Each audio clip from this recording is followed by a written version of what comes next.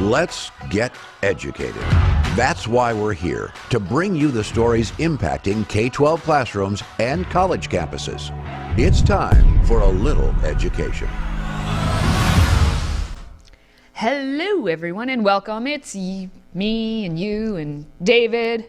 Anyway, I'm Katie Petrick, and that's David Fiorazzo. Hello. We're just going to give you a little reminder very quickly that if you want to support the work of this show or any of our other programming, consider getting yourself some sweet, sweet swag. Visit freedomproject.com/store. Get yourself a mug or a shirt or a hoodie. That's freedomproject.com/store. All right, friends, it's once again that special time to check in with our old friend Alex Newman. What do you have for us this week, Alex?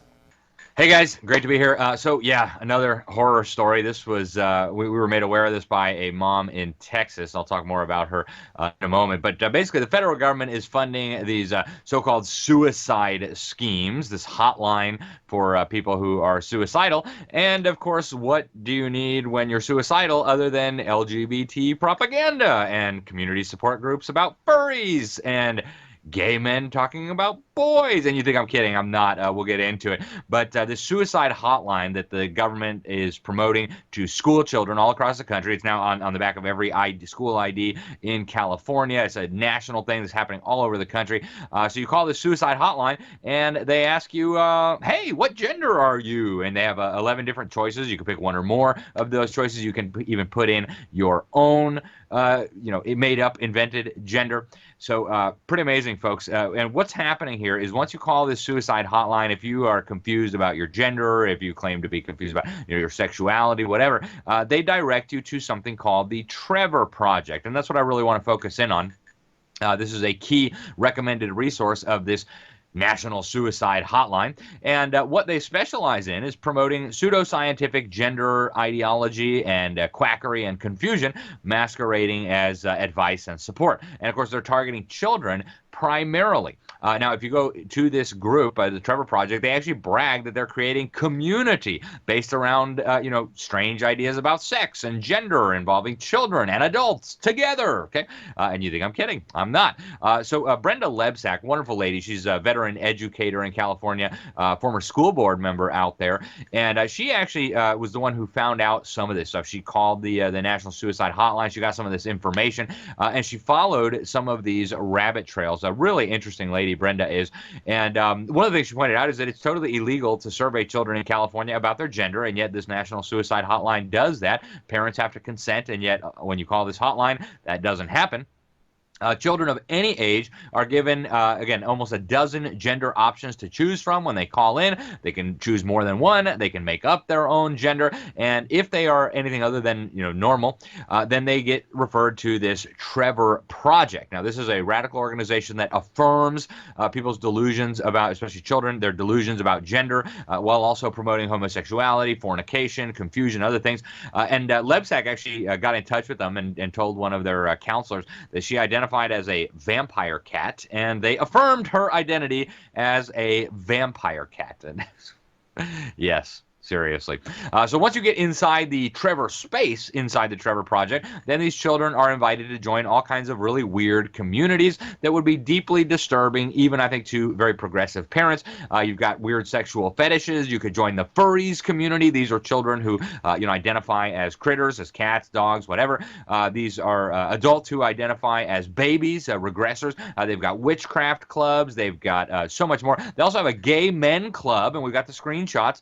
And the tagline is, let's talk about boys. Nothing at all creepy about a gay men club saying, let's talk about boys. Sorry, but there's something real wrong with that. Now, a lot of critics have described this Trevor Project as an organization that is grooming children.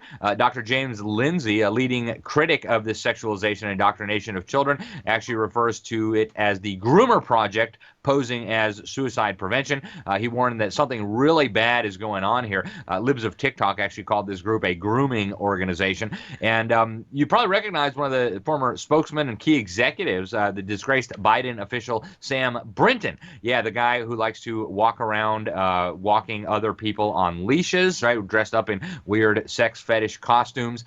He, of course, was arrested recently on felony charges in Minnesota. In 2019, he was an executive at the Trevor Project, and he actually played a key role in creating the model school district policy on suicide prevention, along with some other woke organizations. And yet still, this national suicide hotline is guiding children to this very bizarre organization that, by the way, brags that it's creating LGBT communities featuring children, young children, all the way up to adults all together. Nothing to see here. And folks, this is not limited to the land of fruits and nuts, California.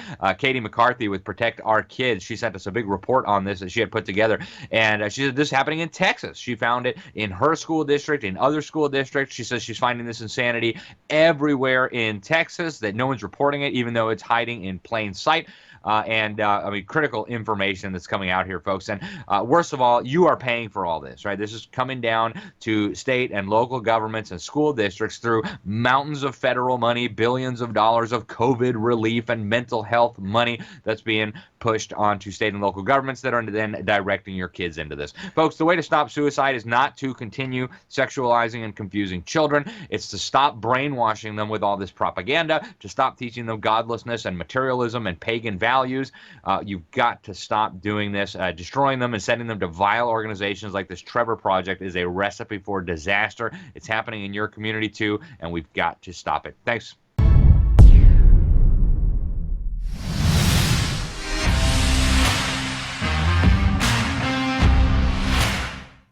They preach tolerance, but are all about forcing change. LGBT activists just won a legal battle in the case against Colorado business owner and baker Jack Phillips.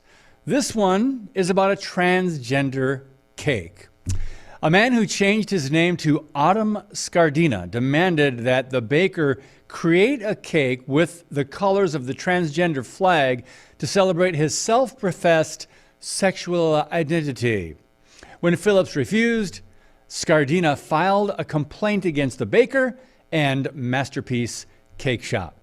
I'm David Fiorazzo, and this is Christ and Culture.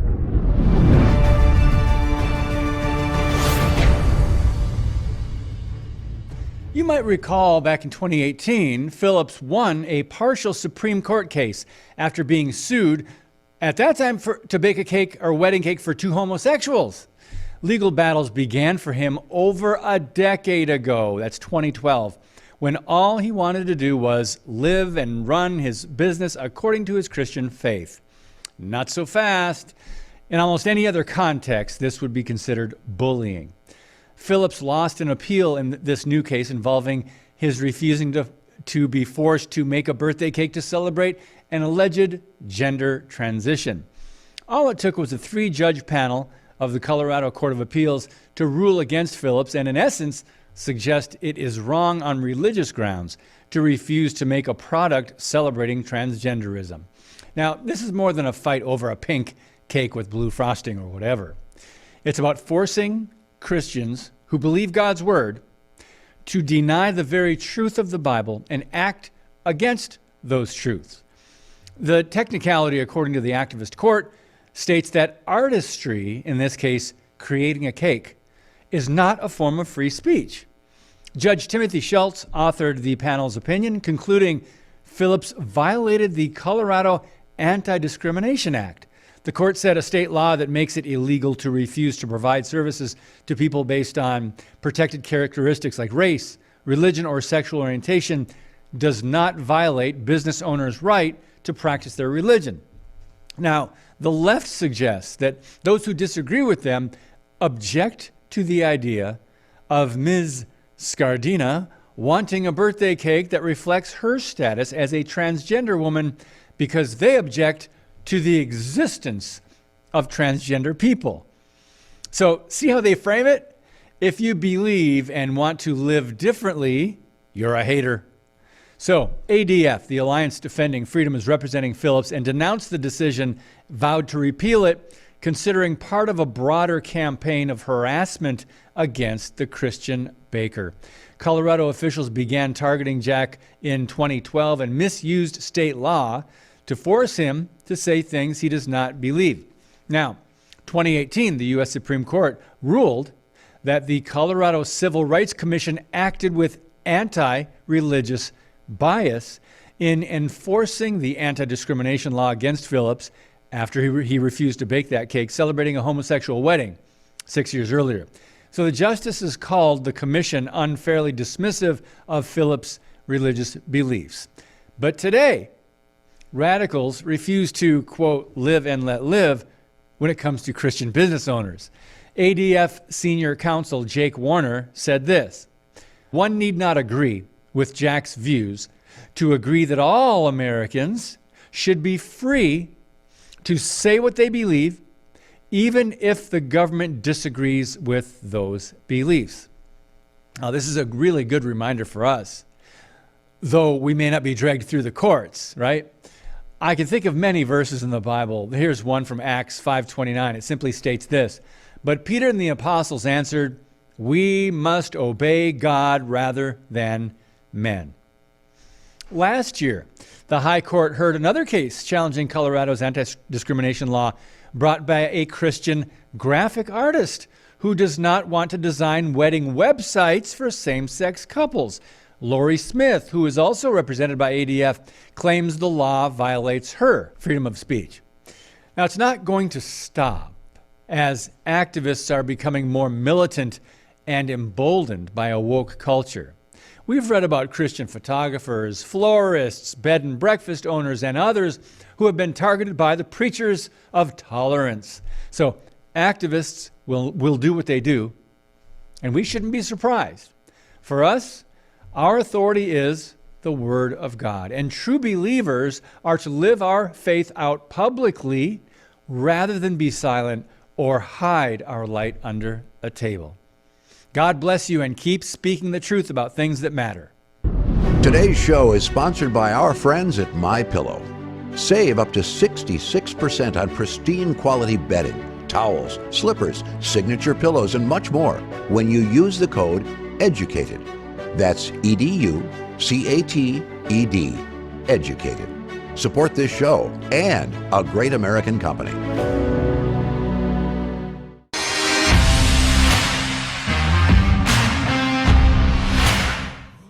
Are you a boy or a girl? And Nash answers, I'm just a kid. But kids can be boys or They can be boys or girls. they. Yeah. Or maybe non-binary. Yeah. It was just like non-binary, yeah. That's just something that we know. And this is something, I mean, it's like they're 4 and 5 years old and they just didn't make a big deal out of being a boy or a girl. And I think it was a huge testament to how much we've been talking about it in the classroom that you never mentioned the term non-binary. It was a child who brought that up because it's constantly in conversation. Yep, you got that right. These are your supposed educators who are proudly boasting about how their hard work of indoctrinating 4-year-olds to believe there are more than 2 genders is actually working. All right, friends, well, let's take a little time to find out what other stories are trending left. And we go from the youngest to the oldest, as there is absolutely no age where the Rainbow Mafia will concede their agenda. Take a look at how this poor old man is forced to comply. Notice also how quickly pronouns are corrected as to not offend. Does your non-binary friend live by herself, live by itself? By themselves? By themselves? This is an elderly gentleman who grew up in a time where none of this nonsense actually existed. And you are sitting there correcting him. And not only correcting him, but putting it on camera so that you can put that video online. To do what? To show how woke you are and what your bona fides are, that you're changing a generation in a man who so clearly did not grow up in that time period, the time period of reality. But meanwhile, let's play a little word association game. If I say Africa, what kind of color in general of people do you think of? What now if I would say Mexico? Well, apparently, professors are now teaching that the term American citizen drips with racism because white people are the devil or something to that effect. Here we go. I just got out of a lecture and my professor said something that really struck me that I feel like should have been super obvious that I just had not connected the dots on before. And that is the fact that the term American citizen is a racialized term. It's associated with whiteness, whether we want it to or not. That when you hear the word American citizen, the first thing that comes to mind is a white person. And what's crazy is I have this super vivid memory when I was only maybe 5 or 6 years old. My mom was just about to get her citizenship and she was like, yo, I'm going to be an American citizen. And I was freaking out because I fully thought that my mother was going to turn into a white woman. Well, she has other issues if that actually was going through her head when she was about 6 years old. First off, the term American citizen is not a word. It's 2 words, so it's a phrase. But we don't teach things like that anymore. We just teach that all white people are bad. Anyway, we're going to head now to Providence, Rhode Island, tiny little Rhode Island, where it appears a high school assistant principal is soliciting donations from faculty and staff to pay off a cartel that trafficked one of their students to the United States. The email reads, "We have a student who came to America with Coyote, which is a group that helps people. This group gives you a time frame to make a payment of $5,000 to those who bring them into the States. Our student needs our urgent support to raise another $2,000 to meet his goal of $5,000 by February 1st, 2023. So a few things there. Number 1, coyotes are not the wonderful people that she describes. They kidnap and traffic thousands of women and children every year. And number 2, why is the email being sent in the tone of a bake sale? We just need $2,000 to hit our goal for our new band uniforms. She's talking about paying ransom for a child who came to this country illegally by dangerous people. And by you, the school, putting that out there, is that just not soliciting more attention to the school, which contains many children? If they know that, hey, we just have to take them hostage and say, raise the money, we can get them to do anything. Well, finally, we're going to wrap things up with a little money talk. Pay close attention because I'm not quite sure if I should be offended or more concerned why some people feel all their thoughts should be shared publicly. Has anyone ever actually definitively addressed or answered the question of why white people smell like pennies when it rains? This is not even this is just a statement of fact.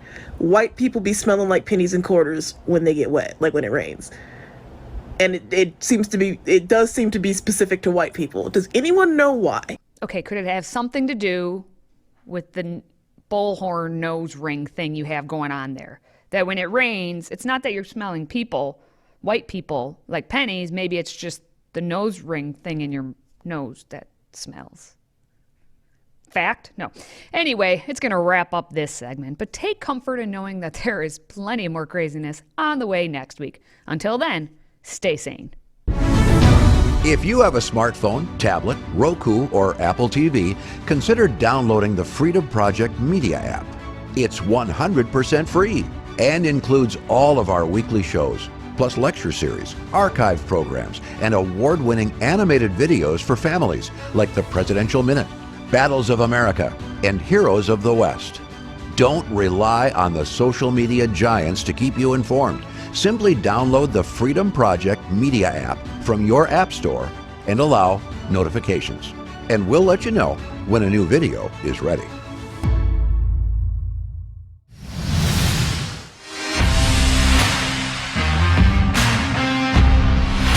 Let's wrap things up by discussing a rebrand of a classic cartoon that has just been labeled one of the worst shows of all time. Creator and actress Mindy Kaling has made history for her woke Scooby-Doo spinoff called Velma. The HBO Max show has bombed on Rotten Tomatoes, and now it's landed the number 3 spot on IMDb's list of worst rated shows of all time. Hey, let's just find out why, This is my story, told my way. She has no brain! Oh, I'm not dissing her. She has no brain! And it starts with a murder. When I see something, I wish if I can't convince people I didn't kill Brenda, I'm going to be arrested. I know, but I also know how to find out who did kill Brenda. I think it has something to do with drugs, which I hate. Hey, Fred. Do I know you? It's Velma from school. I have a disease where I can't recognize people who aren't hot. Is it called rudeness? I have an illness! In this day and age, you can't speculate about someone's sexuality unless they're famous or Peppermint Patty. While only 4 episodes of Velma have aired, the show has already racked up more than 41,000 one-star reviews. And I'm guessing they would go 0 if you were allowed to give 0 stars. Yeah. Well, this is no reflection on the original Scooby-Doo series, by the way. That was awesome. So now some slam the show for going full woke and constantly focusing on race, sexuality, and gender, while others are incensed about how far removed the show is from the classic Scooby-Doo. A phenomenal show, by the way, and they should be offended. Everyone should be offended. Yes. Anyone who has seen Scooby-Doo should be offended. This is just another example. Like, we should look into the future here and pick out for ourselves what's the next show, because there are no original ideas, plain and simple. So they keep having, like, we're going back to the well. What haven't we done a remake of in a while? Oh, well, Scooby-Doo. Okay, let's just put our wokeness up to that cartoon. They're going to do it to all cartoons at this point. Because classic cartoons that are truly educational, truly funny, truly have, I don't know, family values in some of them, some instances, like back in the old days, we can't have that anymore, David.